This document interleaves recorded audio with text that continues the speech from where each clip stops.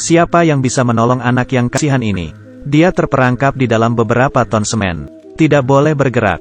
Beberapa jam yang lalu, unit gawat darurat rumah sakit menerima telepon. Ada seorang pasien terluka parah bagian luar. Akan diantar ke sini.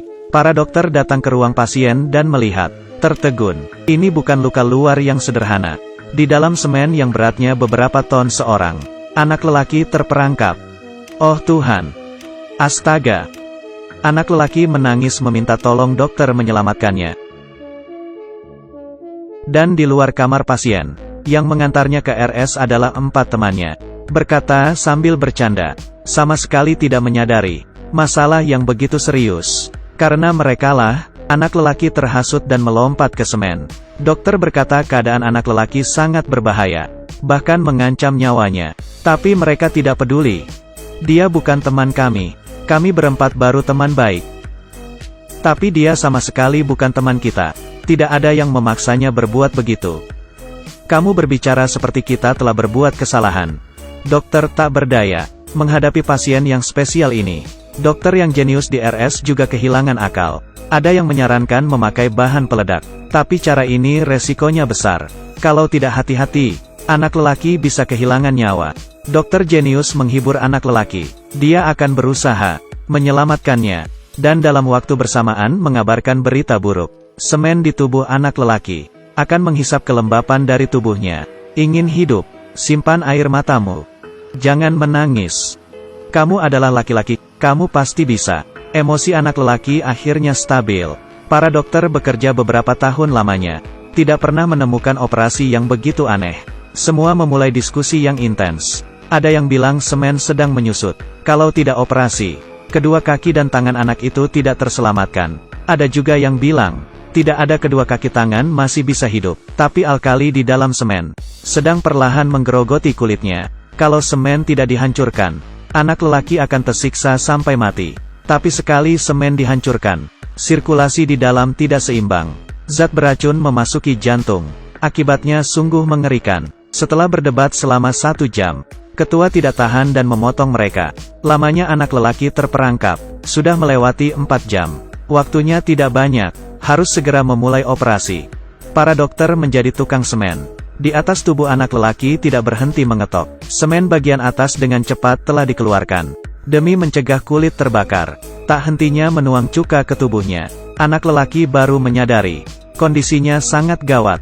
Kekuatan dalam tubuh saya melemah. Saya akan mati, benarkan. Sangat cepat.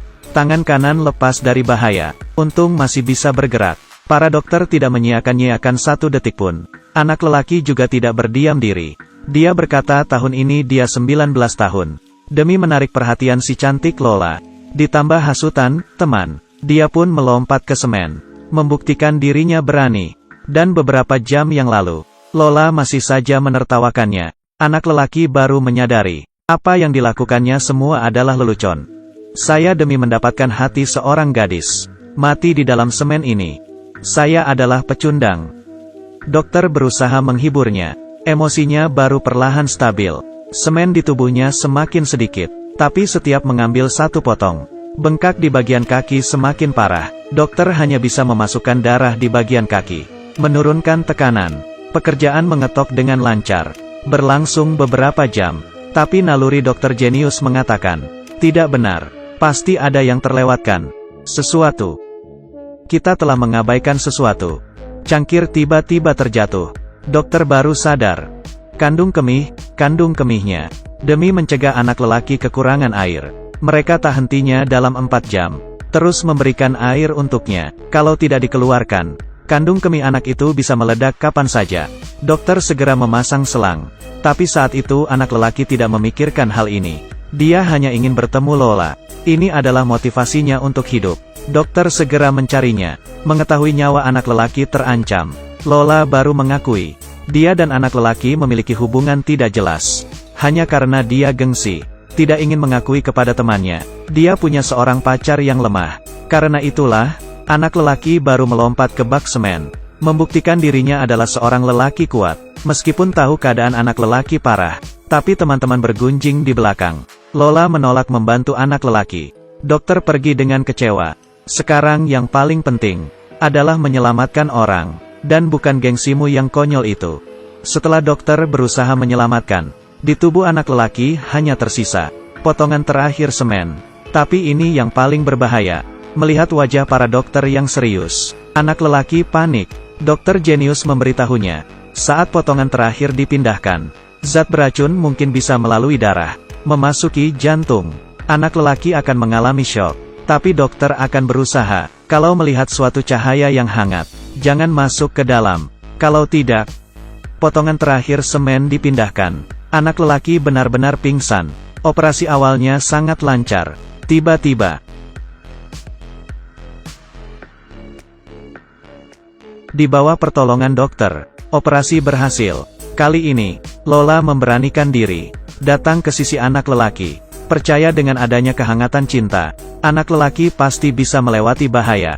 Film ini berjudul Grey's Anatomy. Sampai sekarang ada 17 episode. Setiap season sebuah situs memberi nilai, hampir mencapai 9.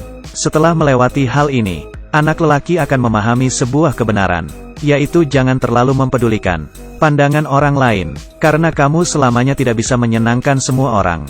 Semakin kamu peduli, orang lain akan semakin menyakitimu. Hidup sangat singkat, jadilah diri sendiri,